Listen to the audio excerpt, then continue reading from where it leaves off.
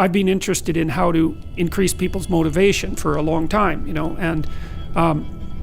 and there's a nice literature on that, and part of it was created by Latham and Locke, Gary Latham and Edwin Locke, and they're looking at goal setting. That's how they described it, as a means to improve business productivity.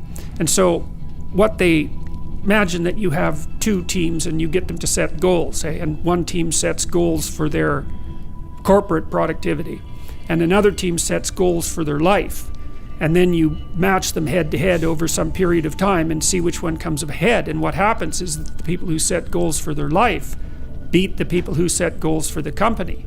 And so that's really good. And then there's a variety of other literatures that support that kind of hypothesis, but it's very, very worthwhile thinking that through, because what you want, if your company is structured properly, you want people in it who have a life, right? So they're aiming at things that they think are valuable, because they're just not going to be motivated, period, unless they're aiming at things they think are valuable. And then you want their loyalty to the company to be nested inside that. So they have to see that working there, no matter what it is that they're doing, and often jobs are repetitive and dull and difficult and challenging and all of that, or you wouldn't be paid to do them, right? They're not all fun and games. But if you can see that the less intrinsically interesting things that you're required to do are related in some directly intelligible way to goals that you regard as valuable, then that tags those activities with this dopaminergic kick that we were talking about earlier. So you need this hierarchy of values, right? Just like, here's what I'm doing with my life, here's why my job is important to that. Or maybe it isn't, and then you have to quit and go find a new job, but that's fine. But, because you might discover that too. And so we started trying to formalize this when at the same time that I also realized something that I've never recovered from realizing, I think. So I teach students, usually for this class it was 3rd and 4th year students, and so this is at the University of Toronto. They're pretty smart kids. It's a hard university to get into, and they're pretty disciplined, and they're actually quite conservative, all things considered. And I was teaching them about stories and about the fact that our life is a story with a goal and a purpose and a beginning point. And I was encouraging them to develop their own stories. So I had them write an autobiography, and they really got into that. That was quite amazing. To identify, to break their life into epochs and then to describe the important episodes in each epoch, both positive and negative, and what they might do to reduce the possibility of the negative in the future and to capitalize on the positive, which is the purpose of memory, by the way. And then also to write a plan for the future. And so we formalized that. So the plan is, okay, first of all, you have to get yourself in the right mindset. And the mindset is you're trying to take care of yourself like you would care for someone that you cared for. That's a hard mindset to get into, because people like their pets better than they like themselves often. And then you have to have a vision. And so the vision would be, well, okay, 3 to 5 years down the road, if your friendship networks were configured properly, what would that look like? If you were pursuing the career that would be appropriate for you and sustaining for you, what would that look like? How are you going to educate yourself? How are you going to take care of yourself mentally and physically? What do you want for an intimate relationship? And how are you going to handle temptations like alcohol and drug abuse? Because they take people down pretty frequently. So all you have to do is think about, okay, what could that be like if you had what you needed? Not some wild fantasy, but realistic in what you needed. So that's the first part. And then, okay, now write for 20 minutes about what your life could be like 3 to 5 years down the road if all of this came together. And then now do the opposite. So imagine all your weaknesses and all the ways that you can go down the wrong path. And then imagine that gets the upper hand. Then imagine where you are in 3 to 5 years.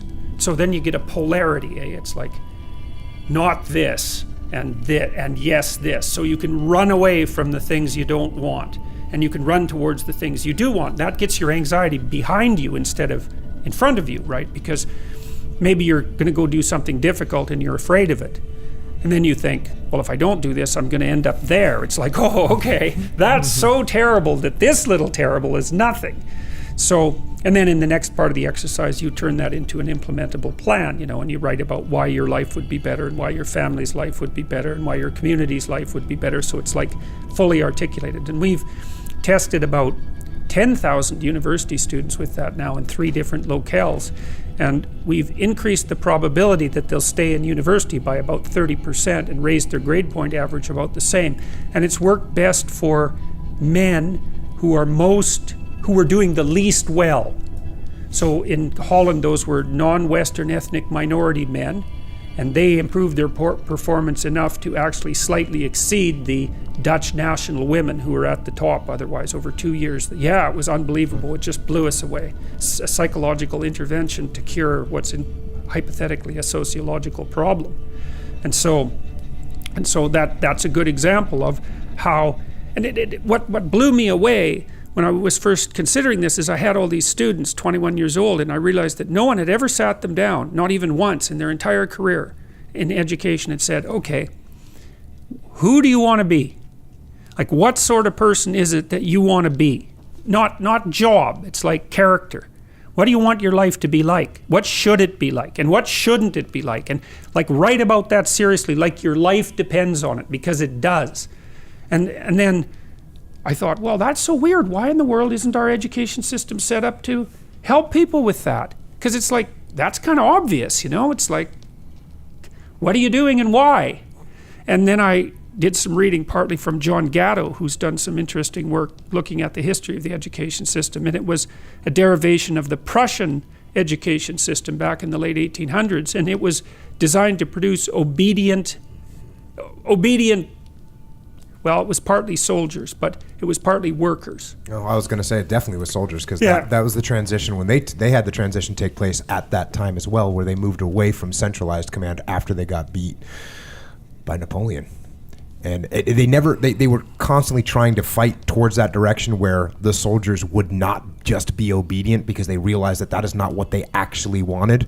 They finally started to do it at the end of World War I, and if they would have done it earlier, it might have turned the tide of the war. But that was what, that's what World War II, the Blitzkrieg and total decentralized command and elements just going out and making things happen and finding gaps in the defenses and attacking them, as opposed to you're just going to wait until you're told what to do. Right. And that was the German way and decentralized command. So right. Well, competence beats obedience. Right. So you unite people under a goal, and then you let them act autonomously. You got to not sell them the goal. That's not right. What you have to do is you have to go in and talk to them and discover what the goal is of the enterprise and what it is that fires people up. And that really does work. And the idea that capitalism is essentially crooked and it's the people who are pulling the wool over other people's eyes who win is like, well, now and then there's a criminal action and the person gets away with it, so to speak, although people get away with a lot less than they think.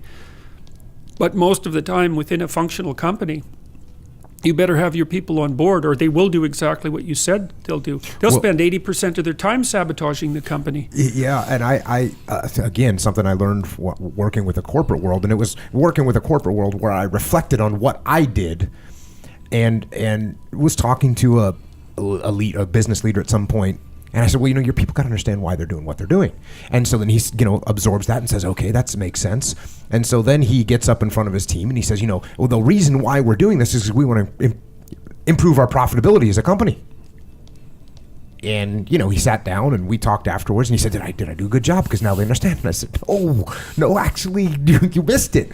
And then I started explaining to them better, because I learned that what you have to explain, there has to be a thread of why that goes all the way through the corporate reason. But that why has to come back down to the individual contributor. Exactly. So they realize that when we do better as a company, when we're more profitable as a company, we can put more money in marketing, and we can produce stuff cheaper because we'll do it on a more mass scale. Then we can lower prices, and then we can actually hire more people, and that's going to make you move up in this command here, and you're going to make more money, and we're going to sell more stuff, and you're going to get a bigger bonus. So you doing this, the reason why you're doing it is because then you can achieve those life goals because you want to buy that house and that car and send your kid to school. So there's a big difference.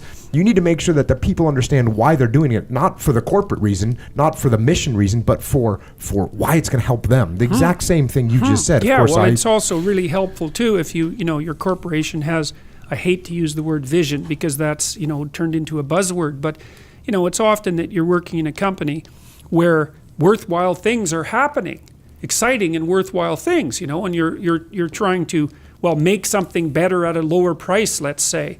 And so there's the heroism, let's say, of producing a product that's going to have a positive impact on the world. And you need to know how your small actions are tied with that greater goal. And then there's this financial self-interest as well. And the thing is, if you can't tell your workers that story, then either your company is fundamentally corrupt because that isn't the true story. It's like you're actually working so that I can rape and pillage the company over the next 4 years and take all the value out of it and run, because CEOs do that from time to time, yes. Or you don't understand how the company works and you can't tell the story, which means you're basically incompetent. So, people are not wired up so that they will work without knowing why, unless you beat them. Yeah. And then if you beat them, you don't be thinking that that's victory.